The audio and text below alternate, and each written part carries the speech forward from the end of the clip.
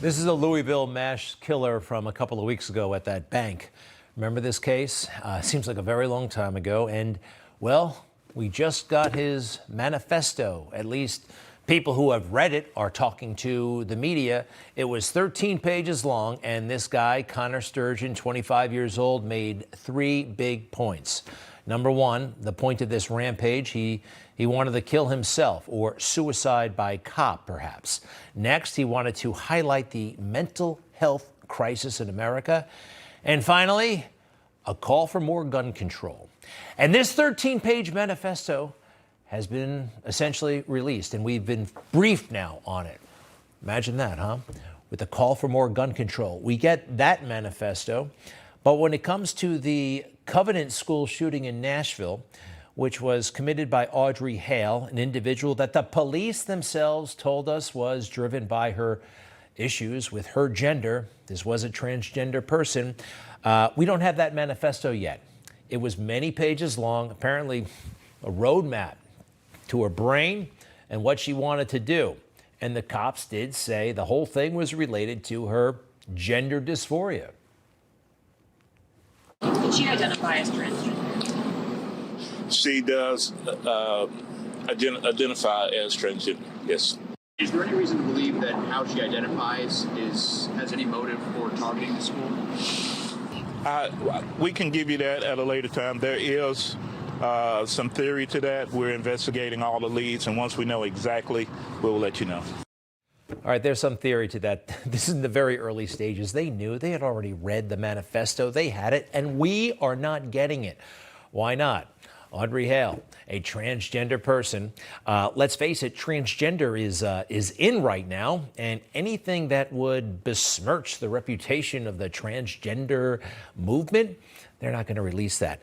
And anything that will push the left's agenda for more gun control, i.e. the Louisville situation, well, they'll release that. Interesting. You know, we need this manifesto. We deserve it. We got the Unabombers manifesto. Remember that guy? They put that out. We need to see the manifesto, all right? They can't be politically selective about this stuff. In the meantime, get out of the pool. Leah Thomas, get out of the pool.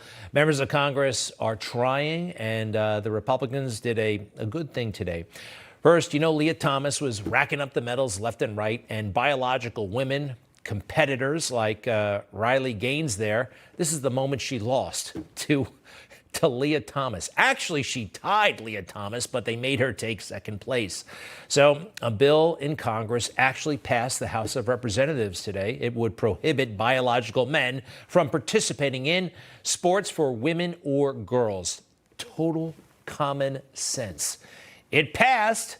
Not by a lot, but it passed. All Republican. Everybody who voted for it was a Republican. Against it, everybody was a Democrat.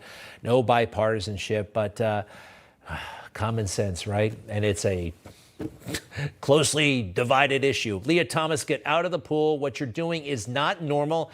I don't care what corporate media says about you. There is so much to watch. So she's going to first hit the pool this morning at 10 o'clock. That's the 500-yard freestyle. The prelims finals are tonight. She's favored to win the 500 and the 200-yard freestyles. She's also swimming in the 100-yard freestyle, and she's got a shot there. But in addition to watching for her winning those races, Hoda, we're also watching for the potential. She is within striking distance of the long-held collegiate records by Missy Franklin and Katie Ledecky. So, of course, we're going to be watching to see if she touches those records during this weekend, too. Ooh, you think she's so delighted by this man swimming in the pool, and we'll see if she breaks the record. She's smashing all of them because the she is not a she, and it's not normal, despite how corporate America acts. This person's so emblematic of that. No, this is how a normal person reacts, okay? Right there, Riley Gaines. She is shattered, okay, because this imposter is taking away her medal, her status. It's gone, and it's crazy. Let's hear from Riley Gaines again. This was an iconic moment. In addition to being forced to give up our awards, our titles, and our opportunities, the NCAA forced female swimmers to share a locker room with Thomas, a 6'4", 22-year-old male who was fully intact with male genitalia. Let me be clear. We were not forewarned. We were not asked for our consent, and we did not give our consent. If nothing else, I hope you can truly see how this is a violation of our privacy and how some of us have felt uncomfortable, awkward, embarrassed, and even traumatized by this experience. This calls for government action. This woman needs to be protected from men in the locker room and in the pool, quite frankly. Women's sports and girls' sports must be protected. Of course, what side is Joe on, huh? I mean, he's fascinated with girls and women in general, but he's especially intrigued by the transgender community. I said last year, especially to our younger transgender Americans, I'll always have your back as your president so you can be yourself and reach your God-given potential. What will the history books say about this moment? Leah Thomas's God-given potential is not to compete on women's teams, period, okay? You can wrap it up in some sort of righteous ball. It's not. It's a disgrace. And Joe, I actually don't think he's running for president. All right, the buzz right now is that Joe will announce next Tuesday. I just don't think it's going to happen. I really don't. Could be wrong, but the whistleblower. This is serious. So there's a whistleblower at the IRS who has all kinds of information that Hunter Biden is guilty of tax crimes and maybe more than just tax crimes. Yet the Department of Justice, Merrick Garland, they're not moving. They're not prosecuting when they should be. And according to the whistleblower, we think from the lawyer's statements and people familiar with the matter, Merrick Garland, the Attorney General of the United States, might be lying. This is back March 1st. The Justice Department and the FBI had at one time over a dozen sources that provided potentially criminal information relating to Hunter Biden. What steps has the Justice Department taken to determine the truth and accuracy of information provided? Congress and the American people, I think, have a right to know. So as the committee well knows from my confirmation hearing, I promised to leave the matter of Hunter Biden in the hands of the U.S. Attorney for the District of Delaware, who was appointed in the previous administration. So any information like that should have gone or should have gone to that U.S. Attorney's offices and the FBI squad that's working with him. I have pledged not to interfere with that investigation, and I have carried through on my pledge. I have pledged not to interfere, and I have carried through on my pledge. That's not how normal, innocent people talk. That's, if I talk in an elegant manner, somehow it'll make it passable. Somehow it will make it right. I don't trust Merrick Garland, do you? And all this stuff. You notice he said the U.S. attorney investigating Hunter Biden is Trump appointed, as if that makes some sort of a difference. It's a guy named Wiseau, by the way, and he is the Delaware U.S. attorney. Trump appointed, Trump appointed, Trump appointed. I guarantee you this man has never, ever been in the same room as Donald Trump. All right? That's not the way it works. The U.S. attorney, but they won't let us forget it.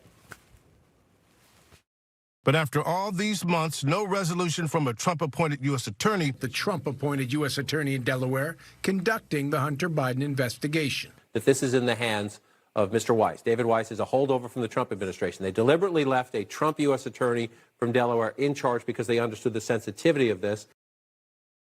This Weiss guy has no loyalty to Donald Trump. I don't know from Weiss. I know this, though. Attorney General Barr, okay, he was appointed by Donald Trump, and look at how he turned out. Anyway, just remember that, all right? Just because it was Trump appointed doesn't really mean much of anything, except that they probably never even met. All right, notice that Hunter Biden went to Ireland. You notice anything about this trip other than he's pretending he's some sort of a rock star? It was essentially a vacation. He did it during a work week, and he went without his kids. Now, he's got 3 kids.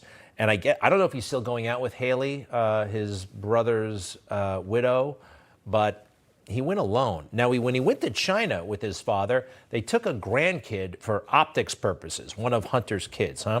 I don't know if she was at the hotel when Hunter introduced his father, the then vice president, to some Chinese intelligence operative that they were working with. I don't know. But I do know this. $3 million went into the account of Mr. Walker, an associate of the Biden family, and at least $1 million was split up between Hunter, Haley, and James Biden. And now we're hearing from the House Oversight Committee that at least 6 other Bidens might have gotten a cut of this money. That's really wild.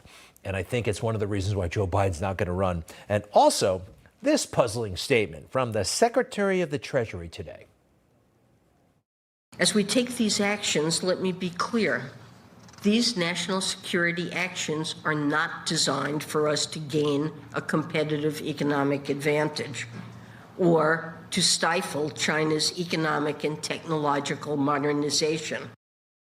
What we're doing is not going to give us a competitive economic advantage with China.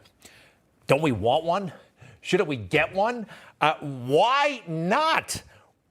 Joe said we're not going to fight China. We're going to compete with them, right? Right? That's his message all the time. And now we're not going to. You remember Joe saying this stuff? I've said since the beginning of my administration, we seek competition, not conflict with China.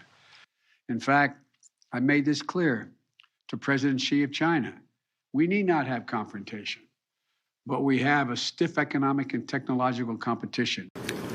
I made it real clear to Xi Jinping that we're going to compete fully with China, but we're not looking for conflict.